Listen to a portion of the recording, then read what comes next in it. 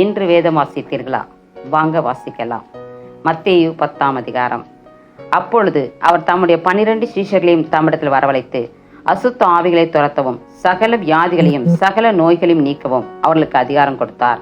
அந்த 12 அப்போஸ்தலருடைய நாமங்களாவன: முந்தினவன் பேதுரு எனப்பட்ட சீமோன், அவன் சகோதரன் அந்திரேயா, செபெதேயுவின் குமாரன் யாக்கோபு, அவன் சகோதரன் யோவான், பிலிப்பு, பர்தலோமேயு, தோமா, ஆயக்காரனாகிய மத்தேயு, அல்பேயுவின் குமாரன் யாக்கோபு, ததேயு என்னும் மறுநாமமுள்ள லெபேயு, கானானியனாகிய சீமோன், அவரை காட்டிக் கொடுத்த யூதாஸ் காரியோத்து என்பவர்களே.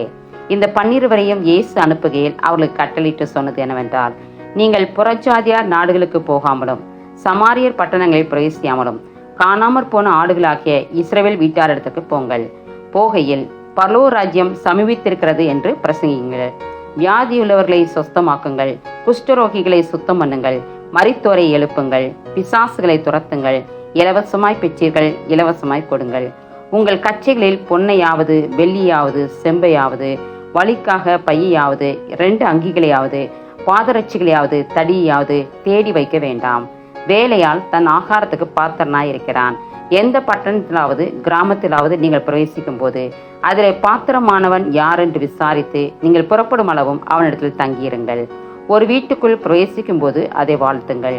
அந்த வீடு பாத்திரமாயிருந்தால் நீங்கள் கூறின சமாதானம் அவர்கள் மேல் வரக்கடவது. அபாத்திரமாயிருந்தால் நீங்கள் கூறின சமாதானம் உங்களிடத்திற்கு திரும்ப கடவது.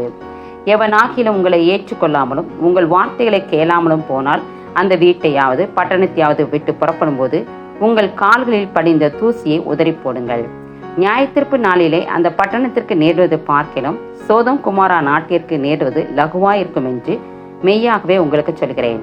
ஆடுகளை ஓநாய்களுக்குள்ளே அனுப்புகிறது போல இதோ நான் உங்களை அனுப்புகிறேன். ஆகையால் சர்ப்பங்களைப் போல வினா உள்ளவர்களும் புறாக்களைப் போல கபடச்சொல்லுமாய் இருங்கள். மனுஷரை குறித்து எச்சரிக்கையாயிருங்கள். அவர்கள் உங்களை ஆலோசனை சங்கங்களுக்கு ஒப்புக் கொடுத்து தங்கள் ஜெப ஆலயங்களில் உங்களை வாரினால் அடிப்பார்கள். அவர்களுக்கும் புறஜாதியாருக்கும் சாட்சியாக என் நிமித்தம் அதிபதிகளுக்கு முன்பாகவும் ராஜாக்களுக்கு முன்பாகவும் கொண்டு போகப்படுவீர்கள். அவர்கள் உங்களை ஒப்புக் கொடுக்கும் போது எப்படி பேசுவோம் என்றும் என்னத்தை பேசுவோம் என்றும் கவலைப்படாதிருங்கள். நீங்கள் பேச வேண்டுவது அந்நேரத்தில் உங்களுக்கு அருளப்படும். பேசுகிறவர்கள் நீங்கள் அல்ல, உங்கள் பிதாவின் ஆவியானவரே உங்களிலிருந்து பேசுகிறவர். சகோதரன் தன் சகோதரனையும் தகப்பன் தன் பிள்ளையையும் மரணத்துக்கு ஒப்புக் கொடுப்பார்கள். பெற்றாருக்கு விரோதமாக பிள்ளைகள் எழும்பி அவர்களை கொலை செய்வார்கள். என் நாமத்து நிமித்தம் நீங்கள் எல்லாராலும் பகைக்கப்படுவீர்கள். முடிவு பரிந்தம் நிலைத்திருப்பவனே ரட்சிக்கப்படுவான். ஒரு பட்டணத்தில் உங்களை துன்பப்படுத்தினால் மறு பட்டணத்திற்கு ஓடிப்போங்கள். மனுஷகுமாரன் வருவதற்குள்ளாக நீங்கள் இஸ்ரவேலுடைய பட்டணங்களை எல்லாம் சுற்றி முடியாதென்று மெய்யாகவே உங்களுக்கு சொல்கிறேன். சீஷன் தன் போதகனிலும் வேலைக்காரன் தன் எஜமானிலும் மேற்பட்டவன் அல்ல. சீஷன் தன் போதகனைப் போலவும் வேலைக்காரன் தன் எஜமானைப் போலவும் இருப்பது போதும். வீட்டெஜமானையே பெயல்செபுல் என்று சொல்வார்களானால் அவன் வீட்டாரை அப்படி சொல்வது அதிக நிச்சயம் அல்லவா? அவர்களுக்கு பயப்படாதிருங்கள்.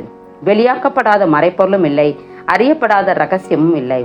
நான் உங்களுக்கு இருளிலே சொல்லுகிறதை நீங்கள் வெளிச்சத்திலே சொல்லுங்கள். காதிலே கேட்கிறதை நீங்கள் வீடுகளின் மேல் பிரசித்தம் பண்ணுங்கள். ஆத்துமாவை கொல்ல வல்லவர்களாயிராமல் சரீரத்தை மாத்திரம் கொல்லுகிறவருக்கு நீங்கள் பயப்பட வேண்டாம். ஆத்துமாவையும் சரீரத்தையும் நரகத்திலே அழிக்க வல்லவருக்கே பயப்படுங்கள். 1 காசுக்கு 2 அடைக்கலான் குருவிகளை விற்கிறார்கள் அல்லவா?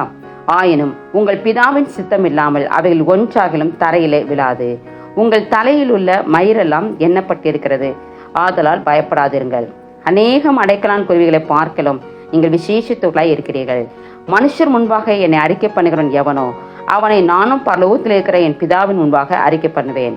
மனுஷர் முன்பாக என்னை மறுதலிக்கிறவன் எவனோ அவனை நானும் பரலோகத்தில் இருக்கிற என் பிதாவின் முன்பாக மறுதலிப்பேன். பூமியின் மேல் சமாதானத்தை அனுப்ப வந்தேன் என்று எண்ணாதிருங்கள். சமாதானத்தை அல்ல, பட்டயத்தை அனுப்ப வந்தேன்.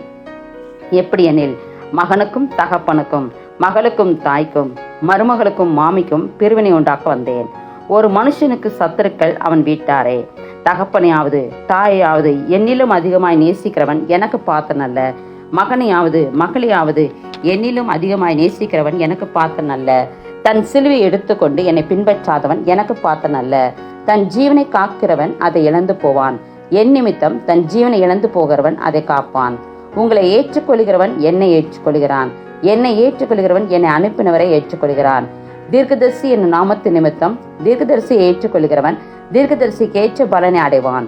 நீதிமான் என்னும் நாமத்து நிமித்தம் நீதிமானை ஏற்றுக்கொள்கிறவன் நீதிமானுக்கு ஏற்ற பலனை அடைவான். சீஷன் என்னும் நாமத்து நிமித்தம் இந்த சிறியரில் ஒருவனுக்கு ஒரு கலசம் தண்ணீர் மாத்திரம் குடிக்க கொடுக்கிறவனும் தன் பலனை அடையாமற் போகான் என்று மெய்யாகவே உங்களுக்கு சொல்கிறேன் என்றார்.